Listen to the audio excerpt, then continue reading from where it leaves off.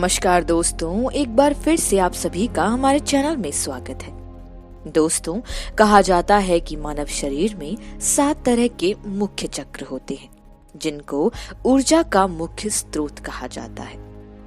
यह भी बताया जाता है कि मानव शरीर में सभी सिद्धियों को हासिल करने के लिए सभी चक्रों को जागृत करना आवश्यक होता है।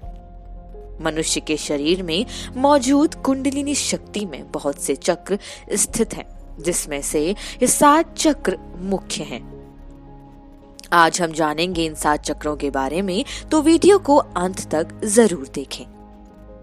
मूलाधार चक्र मानव शरीर में सबसे पहला और मुख्य चक्र है मूलाधार चक्र। इस चक्र को आधार चक्र भी कहते हैं। ये चक्र गुदा और लिंग के बीच 4 पंखुड़ियों वाला होता है। कहा जाता है कि लगभग 99.9% लोगों की चेतना इसी चक्र तक सीमित रहती है और अंत में इसी चक्र में रहकर ही उनकी मृत्यु हो जाती है। जिन लोगों के जीवन में निद्रा, संभोग और भोग की प्रधानता होती है, मूलाधार चक्र के आसपास उनकी ऊर्जा एकत्रित रहती है। मनुष्य जब तक इस चक्र में जीता है, तब तक वो पशुवत रहता है। इसी वजह से जब मनुष्य अपनी निद्रा, संभोग और भोग पर नियंत्रण रखता है, तो लगातार इस चक्र पर ध्यान लगा सकता है, जिसके बाद ये चक्र जागृत हो जाता है। इस मूलाधार चक्र के जागृत होने से मनुष्य के अंदर वीरता, निर्भीकता के साथ आनंद का विभाव उत्पन्न होने लगता है। जो पुरुष सिद्धियां प्राप्त करना चाहते हैं, उन्हें इस चक्र को जागृत करना आवश्यक होता है। स्वाधिष्ठान चक्र 7 चक्र में से दूसरा चक्र है स्वाधिष्ठान चक्र। ये चक्र मानव शरीर में लिंग मूल से 4 अंगुल ऊपर मौजूद होता है और इसमें 6 पंखुड़ियां होती हैं। कहा जाता है कि अगर किसी मनुष्य की समस्त ऊर्जा इस स्वाधिष्ठान चक्र पर केंद्रित होती है, तो उस व्यक्ति के जीवन में मौज मस्ती, घूमना फिरना, आमोद प्रमोद और मनोरंजन ही सब कुछ होता है। मनुष्य इन गतिविधियों में समस्त जीवन व्यस्त रहता है और इसे अपनी पूरी जिंदगी का पता ही नहीं चलता। बताया गया है कि मनोरंजन जीवन में होना चाहिए, लेकिन एक सीमा में रहकर ही। अगर व्यक्ति ज्यादा समय मनोरंजन में व्यतीत करता है, तो उस व्यक्ति की चेतना बेहोशी की तरफ जाने लगती है।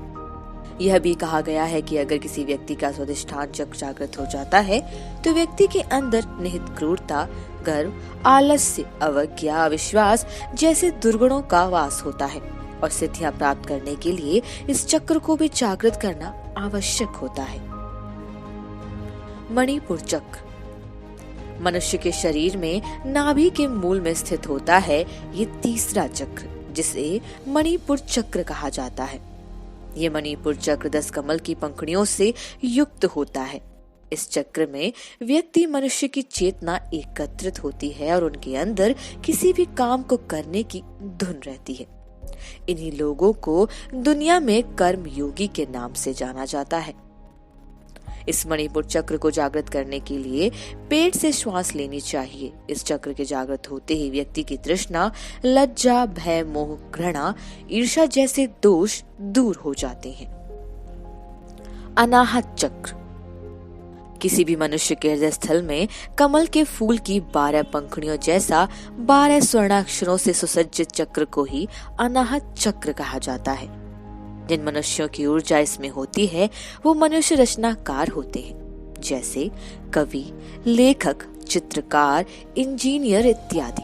अगर रात को सोने से पहले इस चक्र पर विशेष ध्यान दिया जाए, तो यह अनाहत चक्र जागृत होने लगता है। इस चक्र के जागृत होते ही मनुष्य के अंदर से कपट, हिंसा, मोह, दंभ, अविवेक, अहंकार जैसी कुरीतियां समाप्त हो जाती हैं। विशुद्ध चक्र मनुष्य के कंठ में जिस जगह सरस्वती का स्थान होता है, वहाँ विशुद्ध चक्र होता है। ये 16 पंखुड़ियों वाला होता है। कहा जाता है कि अगर किसी व्यक्ति की समस्त ऊर्जा विशुद्ध चक्र के आसपास ही रहती है, तो व्यक्ति काफी बलशाली होता है। विशुद्ध चक्र को जागृत करने के लिए ध्यान लगाना चाहिए और कंठ में संयम बरकरार रखना चाहिए। जिन मनुष्यों में विशुद्ध चक्र जागृत हो जाता है, वो 16 कलाओं और 16 विभूतियों को जानने वाले ज्ञानी बन जाते हैं। इसके अलावा विशुद्ध चक्र के जागृत होने से मनुष्य भूख और प्यास को भी रोक सकता है। आज्ञा चक्र, दोनों आंखों के मध्य भ्रुकुटी में होता है आज्ञा चक्र। जिस किसी भी मनुष्य की अगर ऊर्जा यहाँ सबसे ज्यादा सक्रिय होती है तो वो मनुष्य बुद्धि से संपन्न तेज दिमाग वाला होता है। अगर भ्रुकुटी के बीच में ध्यान लगाया जाए तो साक्षी भाव में रहने से आज्ञा चक्र जागृत हो जाता है।